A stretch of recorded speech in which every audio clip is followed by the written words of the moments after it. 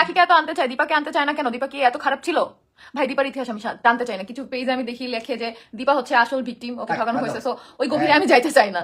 যে ও একটা কথাই জাস্ট বলবো যে ও সিম্প্যাথি নেয় না। ও সিম্প্যাথি নেওয়ার জন্য ফেসবুকে ছিল, ওর অ্যাকাউন্টে অনেক পোস্ট দিত সিম্প্যাথি নেওয়ার জন্য, বাট যাই হোক পরে বাধ্য হয়েছে নিজেই নিজের অ্যাকাউন্ট ডিএক্টিভেট করে গায়েব। তো এটা নিয়ে আর গভীরে আমি যাইতে চাই না। কে ভালো কে খারাপ ওই উপরে আল্লাহ আছে, আল্লাহ জানে, আল্লাহ সব দেখবে। তুমি আফরিন পিয়া, আপনার জামাই অনলাইন অফলাইন অবশ্যই আলাদা, তবে একটা মিল আছে। বেডা দুই জায়গায় লুচ্চা, একটা কেন অনলাইনে ফালায় আপনারে দিছিল জায়গা মতো? আমি জানি না। চুপ করো, মাথা গরম করে দেবো। দেখছি আমার জামাই লুচ্চা, ওর আর মারে লাগাইছিল একসাথে।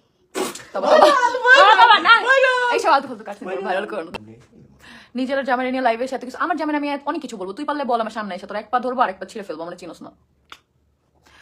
দাঁড়া একটা মিনিট। মীরা হাসান, আজকে আমি কয়েকজনের সাথে ঝগড়া করলাম, ওরা বলে আখির টাকার জন্য তিশা দিতে চায়। আমি তাদের বললাম তিশা আখির চেয়ে বেশি অ্যাক্টিভ আর ইনকামও বেশি করে, তো লাভের কথা আসে কোথা থেকে? ভাই আমি ইনকাম নিয়ে বড় কথা বলতে চাই না, বাট এই যে জানে সে জানে। আর কে আমি ওরা আনতে চাই? জীবনও না।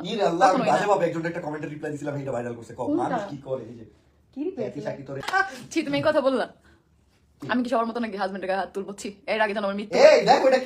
আপু সতীন হতে যে প্রিয়া ইসলাম মাইট দি মাগি আমি চিয়া পেজের লাইভ। জীবনে একটা জিনিস মনে রাখবা, সেটা হচ্ছে যে সয়ে যায় সেই হার। তুমি হয়ে ওই বেডারে এখনো বাঁচিয়ে রাখছো, আমি হলে আমি থাকার পরেও যদি বেডা অন্য মেয়ে বিয়ে তো দূরের কথা, নাম মুখে নাইলেও মেরে দিতাম। এই তো হচ্ছে গিয়ে পার্থক্য সবার মধ্যে। এই জন্যই তো আমি ভালো না, বইটা তো আমি করতে পারি না। তুমি তো ভালো না। আপু বিগ ফ্যান, ইন্ডিয়া থেকে তোমার ভিডিও দেখতেছি, থ্যাংক ইউ আপু, সুন্দর লাগতেছে, থ্যাংক ইউ। ভাই আপনার কি বিয়ের কোটা খালি আছে? একটা মেয়ে এটা খুব ভালো বুঝতে পারে যে আসলে কাকে কতটা ভালোবাসে। তিশা আপু তুমিও বুঝতে পারো, ভাইয়া যাই করুক না কেন তোমাকেই ভালোবাসে। দোয়া করি সারা জীবন ভালো থাকো। এটাই কথা আপু, যার জন্য এটা নিয়ে দেখছো আমাকে কখনো চুপ থাকো। আমি বলি যে আমার কখনো দেখছো কোনো অনেক পেজে তো লেখে জাহাজ নাকি আমার ভালোবাসে না, আমি এটা নিয়ে কখনো লাইভে এসে যুদ্ধ করছি? আমি তো জানি ভালো না বাসলে আমি কেন থাকতেছি, আমার কি দায় ঠেকা যে আমার এখানে থাকতে হবে ভালোবাসা না থাকলে? কোনো দায় ঠেকা নাই, কোনো দায় ঠেকা নেই। জি তোমার ভালোবাসার জন্যই থাকো। হ্যাঁ শুধু ভালোবাসা। হ্যাঁ এরকম ভাবে তুমি বলতে পারলা?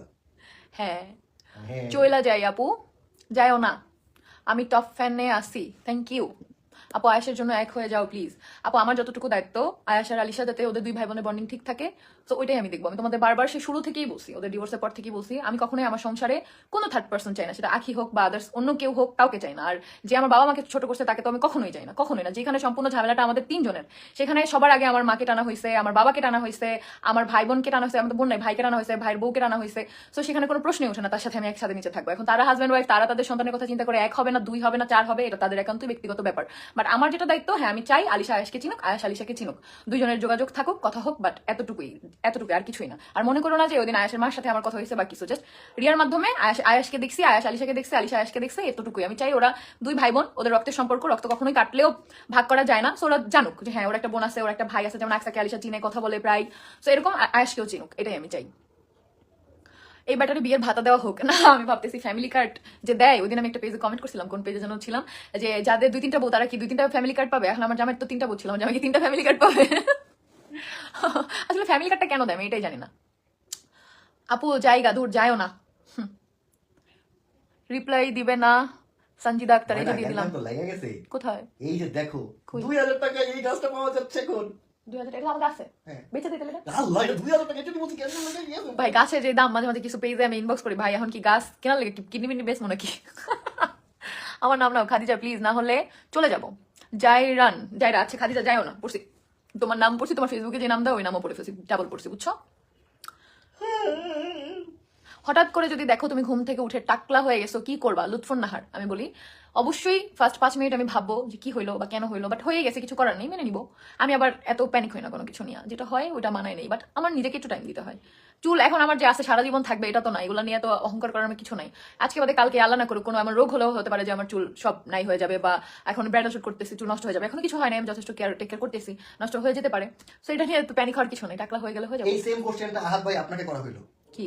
যে কোশ্চেনটা তোমার করছে, তুমি টাকলা হলে কি করবা? ঘুম থেকে উঠে দেখলাম টাকলা হয়ে গেছি। তুমি নাকি আমি? তুমি হ্যাঁ কি করবা?